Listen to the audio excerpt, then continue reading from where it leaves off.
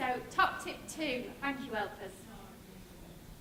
Meal time, regular meals. With having narcolepsy, we all run on body clocks, and I'm a real pain in the bum.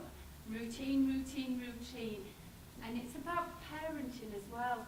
You know, people like to know what's coming. So if you have 3 set regular meals a day with healthy snacks, it's vitally important. It's not only that people need routine, especially children, but your body needs routine. We are run on body clocks. And my gosh, if you're upsetting your body clock every day, it needs to keep in sync. So consistency is the key. So 3 regular meals, and what is more important is eating together. It's nice to touch base with the children and have, you know, a chatter over the dinner table, have a day's gone while you're eating, as long as it, like my children do. I've got one that talks just like myself, and it takes us about an hour. So we have to do a bit of, let your brother have 5 minutes to speak, because it ends up being a calamity sometimes, but it's adoring. We have family time together, we try and maintain eating that evening meal all together. And it's a role model, you know? If the children see you eating healthy and nice, they look up to you, so it's a way forward. So it's not only helpful for the children to learn from their good role models, but it's also nice to catch base with our adorable husbands, partners, sisters, siblings. And I know most people, I did it before I had children. I was a busy nurse on the medical ward, working my 14-hour shifts, where I had the absolute privilege of meeting Heather and finding out that she was an amazing consultant and I wanted to work for her. And skip breakfast on these shifts. And it was catastrophic on that medical ward because, oh my God, we never got a break, did we? It's relentless. We used to go 14 hours and look at it. So my blood sugars were just at the bottom. So breakfast, as I know now with my children, it kickstarts your metabolism.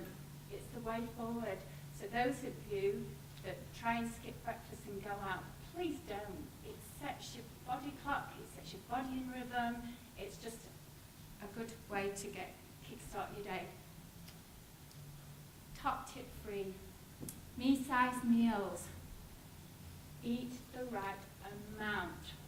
Put a small portion on your plate. You can always top up, especially for children. If you overfill the plate, it's overwhelming, you know, and you know you need to train your body to eat the right amount. You don't want to overstretch it because, oh my goodness, once it's overstretched, it's a difficult task to get it back.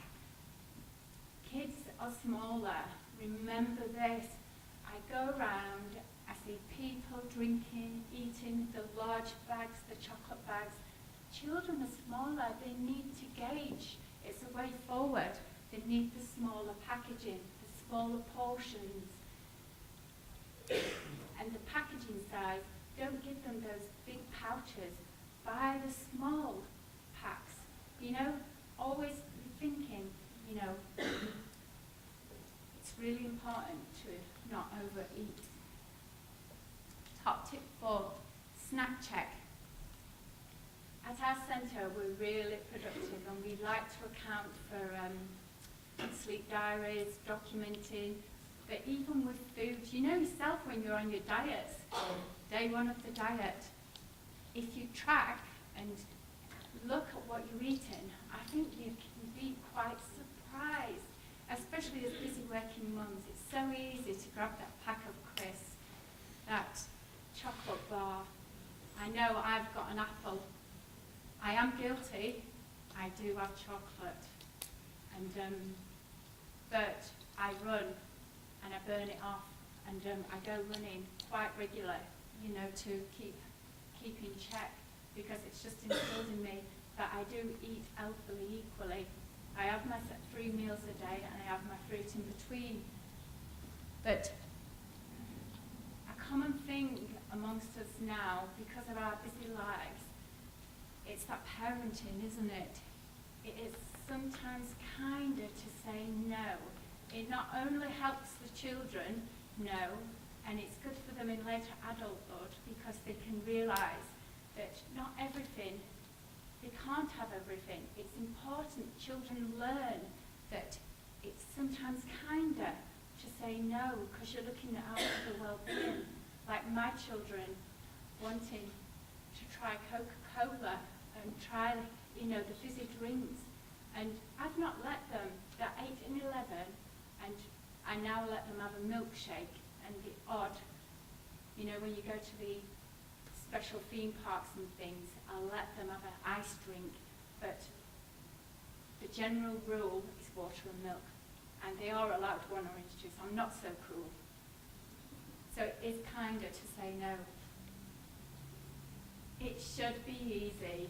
But how many people in the general public find it hard to diet and exercise? You come in from a full day at work, and once you get in, you hit. And because of the tiredness, I know myself living in a sleep-deprived state for 6 years, it is just impossible to get you motivated. You just do not. The Orexin affects your motivational skills, it affects your hunger, and the tiredness is just so overwhelming. But you've got to have good partners in crime. So the next activity is the teaspoon challenge. So I'm not going to get everybody up again, because I'm just going to get you to show a wave hand. I'm going to show you some various drinks, just to give you an indication of what you're taking in, what you're absorbing, drink-wise. So, an orange juice. This is something I allow my kids. I don't like all your diet drinks. I don't like your sweeteners. I like proper, natural things. So, an orange juice. Can you guess how many teaspoons of sugar? How many people think it's got 2 teaspoons of sugar in that small little bottle, orange juice?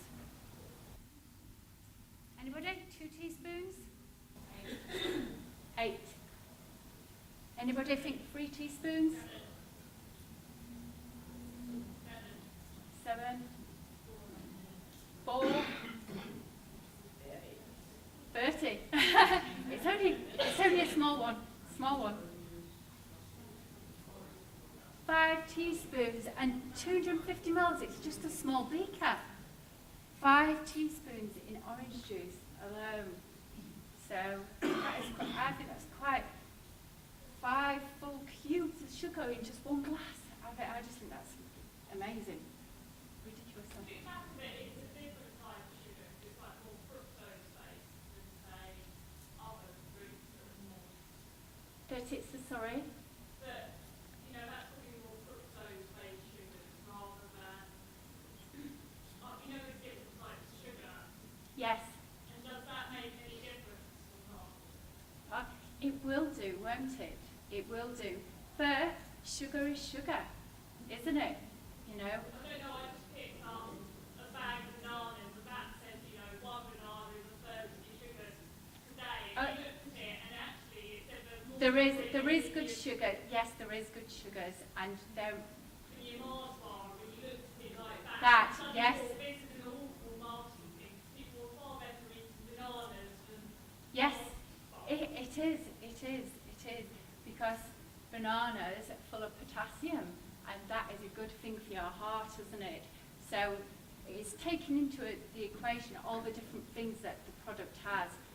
But vitamin C, but you've just got to be mindful of what you're putting in your system and the different things that it helps with. And unfortunately, all the healthy diet things, are good for you because of different reasons, even though some do have sugar. Yazoo chocolate milk. How many sugars do you think that? 2? 2 spoons? 3 spoons? 13, yes. Lower? It does have quite a lot. It's not as much as 13. 9 teaspoons. 9 teaspoons. I was quite shocked at this one. I just thought, gosh, you just think milk. But crazy. Next one. Good old can of Coke. Do you know what? It's only a small can. It's not as bad. But it's amazing what it does to your teeth, isn't it? And what it does to things when you drop it. It's absolutely shocking. So,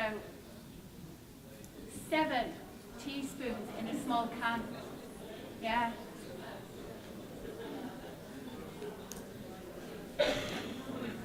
Sprite. Anybody guess at Sprite? How many teaspoons do you think Sprite has got? 10? 15? No. I've been naughty because I'm fluctuating. I'm going high, low, if you've not noticed, so that you don't get to guess really what it is. 7. I just heard someone say 7. 7 teaspoons. And my next one, flavoured water. So a lot of people go for flavoured water thinking that's an healthy option. And you know when you came to do the drink challenge, you had flavoured water. So people were thinking it was fruit shoot or blackcurrant. It was flavoured water. So that just shows you 5 teaspoons. Cannot believe it, can you? Flavoured water. Water. This is my favourite one, and I love water because it's free, there's no teaspoons of sugar, doesn't cost you anything, and it just improves alertness. Why doesn't we've got water on the tables, which is perfect. You cannot beat it, especially when you're exercising. You know, I consume gallons of it, especially when I don't carry it because obviously it slows you down. But when you get back, you just need to hydrate, and water is just perfect. It's not only that, blackcurrant disturbs your sleep. It has disturbing properties in it, and you know all the different sweeteners. It's just not good for the kids because of the additives it presents with behaviours. So top tip 5, cheer up your lunchbox. And as I said before, 1 glass of unsweetened fruit juice in the morning to get your vitamin C. But frozen and canned fruit, cheer up your lunchbox, carrot sticks, and you know, just tomatoes, you can't beat. My children like peppers, sliced peppers, tomatoes and cucumber is their favourite, but I love the crunch of a carrot stick. And it's colourful, you know. You know, the healthy food can be colourful. And it's nice to have the odd treat. I'm not saying don't ever, because that would be catastrophic. I'm a baking queen as well, I love baking. So, and you can't beat a nice cake, can you? But everything in moderation. I'm not saying don't ever eat, but just got to be mindful that weighing you down and eating lots of stodgy food has a knock-on effect to the narcolepsy. And we've just got to be mindful and, you know, change things for life, you know, to look after your well-being. This is a simple one, top tip 6. Cut back on fat. Cut down on the snacky foods, grill rather than fry, drain the fat off, slice it off. Just be mindful. We don't want any fat coming into our systems. It's hard enough keeping healthy and well balanced.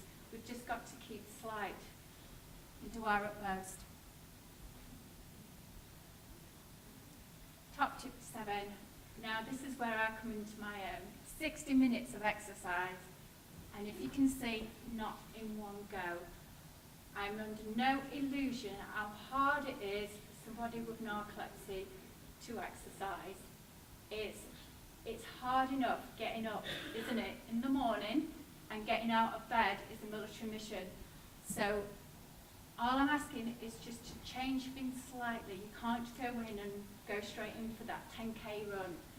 You've got to do things slowly, build your fitness up. And it's the simple things in life. Walk up the stairs, don't take a lift.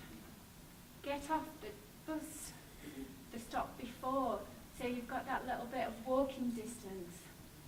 And the beauty of exercise, it's good old endorphins. You know, you're already fatigued, which has a knock-on effect to your mental well-being. You feel a little low. But the actual heart of walking around, I'm a junkie and I can't stand still, and you can see that I'm all over the place. And I just live off endorphins. And if it's just a little change in your routine, make that change, and then you can move forward. It's like the couch to 5k. It's just good to be able. I'm also mindful that if you do too much, it has a knock-on effect the next day. So that's why 60 minutes of exercise, but not in one go. Walk with the children. Parks, outdoor games. Doesn't have to be expensive sports. It's just life skills, you know, to make that effort, just improve. And when I go on my school visits, I always advocate taking them for a walk, you know, just improve their alertness and well-being. So not only does it help your weight gain, it also helps improve your alertness and the endorphins. You know, it keeps you going. It just keeps you going. So, all the people with narcolepsy, can you come to the front? We're just going to have a walk around the room because I've just talked about getting exercised, and I know if you sit still for too long, you can start to nod off. So please can I have some volunteers? It's just a simple walk.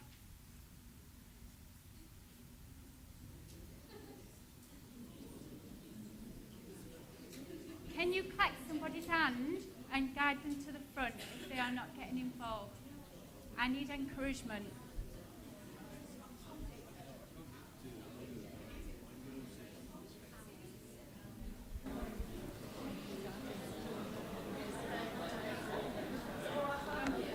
Right, so we'll start the train. So I'll be start of the train, just come forward.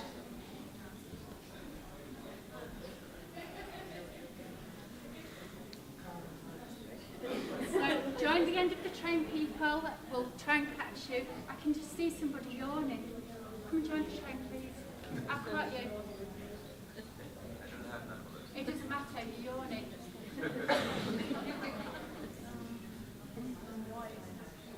Come and join the train. Right, we're going. So just tag onto the train as we walk round. I'm not cruel. I don't expect you to do the mud runs that we do at our centre to raise money for the family days. I don't expect you to run 10 miles. It's just a simple walk and changing your lives, just keeping active, on the go.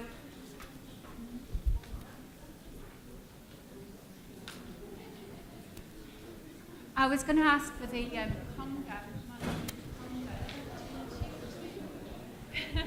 Do the conga.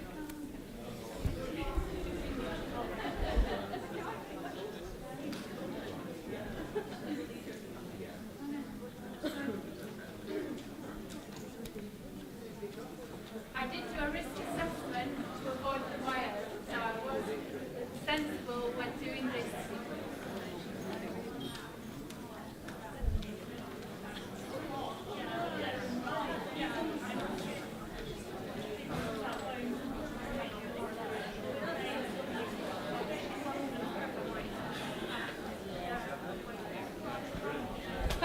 Thank you. You can now return to your seats. Thank you, everyone.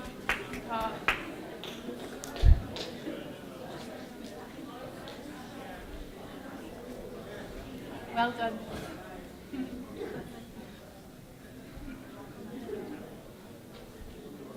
Yeah, that'll improve your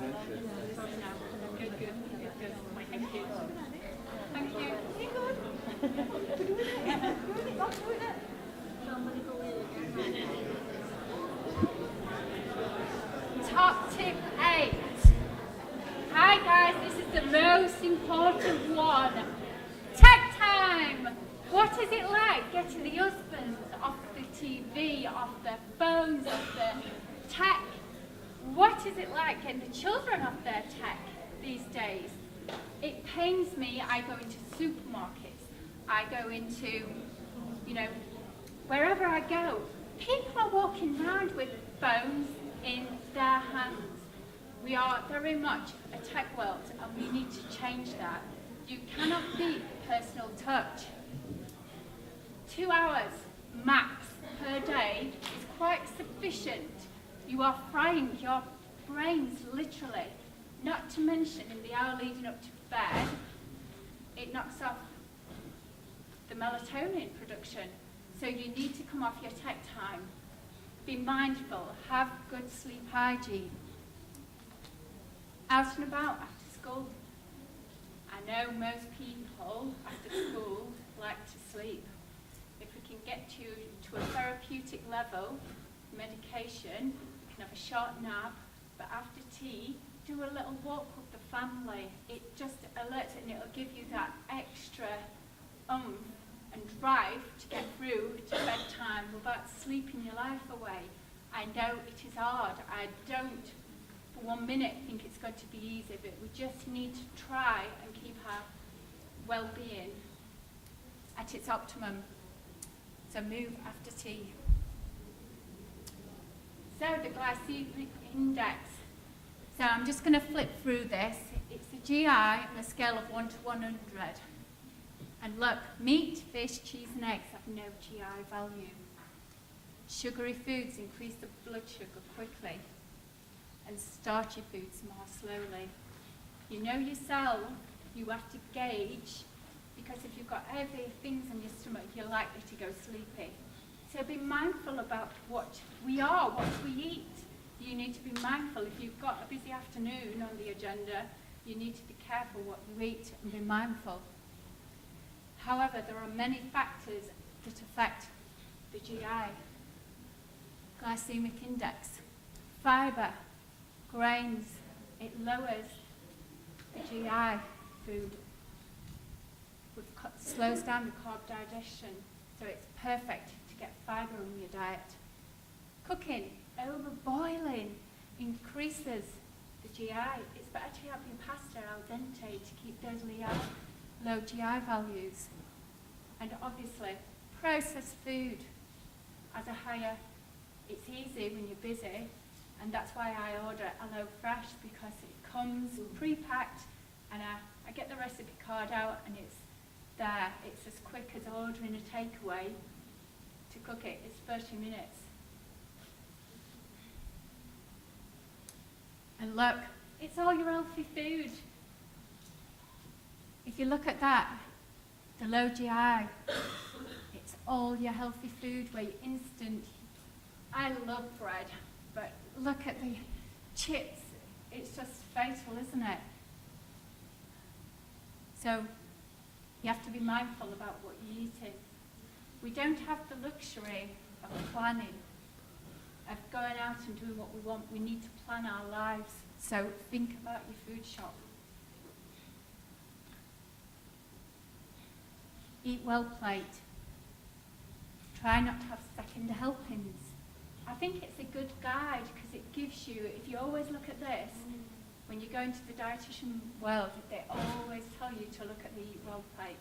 So it gives you a good balance of what you should and what you shouldn't be eating. Those 3 regular meals.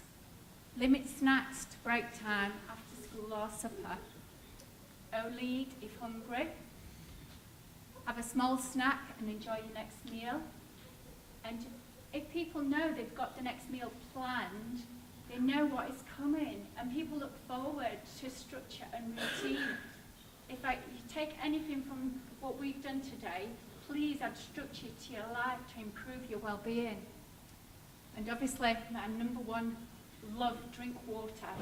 It improves alertness, it adds, and it just hydrates you, and it just improves your well-being. And always remember, I think this is nice, taste buds change, and often we tend to begin to like new foods if we try them 12 to 15 times. So if they don't like drinking water, I keep giving them water until they like it. I didn't like sprouts, apparently. My mum made me eat sprouts. I wasn't allowed to leave the table, and I eat them now. It is true, 12 to 15 times. I had to do it with my husband when he met me, and he's going, relentless, you are relentless, and I know I am. I'm a nightmare at home, but it keeps him on task.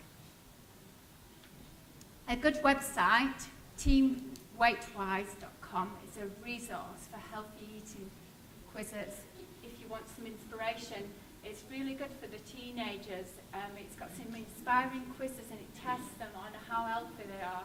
It's just good to have something to keep you on track, because you just need that person, you need that support, and you need a good team behind you to keep you on track. And I have missed something. I mentioned with diet and exercise. Has anybody heard of the 8-spoon theory? 8-spoon theory. Yeah, let me just go back. Oops. But you don't look sick. This one here. Christine. If you just look, the 8-spoon theory, it'll come up on the web. And it talks about lupus and your way of life. And it's a hidden condition, narcolepsy, isn't it? When you look at people, you can't see that there's anything wrong. And the 8-spoon theory talks about lupus, because that's hidden. And this woman talks about 8 spoons in a day and how you have to plan. You don't have the luxury of getting up and going about your life because you are susceptible to sleep and the knock-on effect. So what this analogy talks about is plan your day and think that first 2 parts of the day, just getting up and getting out of bed, takes 2 spoons of energy. So it's a really good to explain how you feel. And this woman was asked by a friend with lupus, how does it feel living? And she wanted to be a good friend and understand how hard it was every single day to go about her day and function. And I just think it just hand it out, print it out, it's only 2 pages, everyone you know, and I just think it makes people appreciate how difficult it is, you know, just to get out. And it's not surprising, guys, lack of Orexin affects your motivational skills, it affects your diet because you're prone to put on weight, you know, and the sleepiness, it's just unbearable. So if you can do anything to raise awareness and get people on board to appreciate how difficult it is just to survive each day and every day, it's just, I just think it's amazing, it's lovely.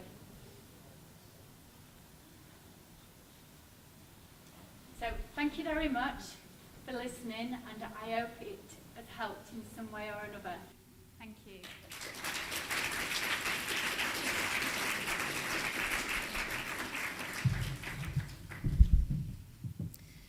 Hiya, it's really fun working with Janine. So we have to have a fruit bowl in our office and she makes us go out running, and what she hasn't told you is that this long-suffering husband that calls her relentless has just left Land's End this morning on a bike and is going to be in John of Groats in 9 days' time, so that's what she's done to him. So I'll just very briefly tell you a little bit about the clinic in Sheffield and some of the things that we do, just to give you a flavour of what we've been up to and what we're hoping to do in the future. So that's Sheffield Children's Hospital, and so we have a sleep unit, and here's the lovely Janine all dressed up ready for her sleep study. She stayed on the sleep unit overnight, and so that's what somebody looks like when they're having a sleep study. A lot of you will have had one for diagnosis, and we also do a study if somebody's symptom control deteriorates for no kind of obvious reason, to see whether or not there's something to do with the sleep architecture that's gone wrong that we can treat or that we can adjust treatment. So we look for things like restless legs and periodic limb movements, which are often concurrent with narcolepsy and sometimes responsive to separate treatment. And we've also been looking at people before and after sodium oxybate as well. So the little chart here just shows you the sleep pattern of somebody who's started on sodium oxybate. So what you see before you start is sort of similar to this half of the night, where sleep, as you know, is very, very fragmented and you wake up a lot, and it's very difficult to get a good consolidated night's sleep. And the sodium oxybate helps us to get a longer period of deep sleep. So that's the first half of the night there. So we've been looking at sleep studies to show the change before and after treatments, which is helpful. Helps me to decide, if we need to change treatment. We set up a family support group because the patients that come to Sheffield are coming from quite a spread out, very spread out geographically. So I've done a little map there to give you an idea. So we've got sort of Lancashire, Birmingham, York, Grimsby. I don't know what that is there. I'm not sure who that one is. So anyway, it's a right out to Lincolnshire.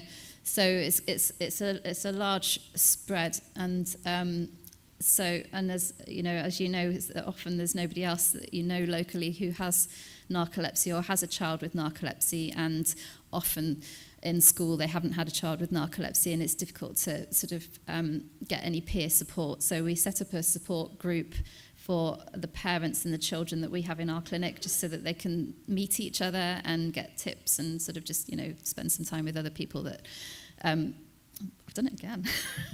Sorry. I'll put it down.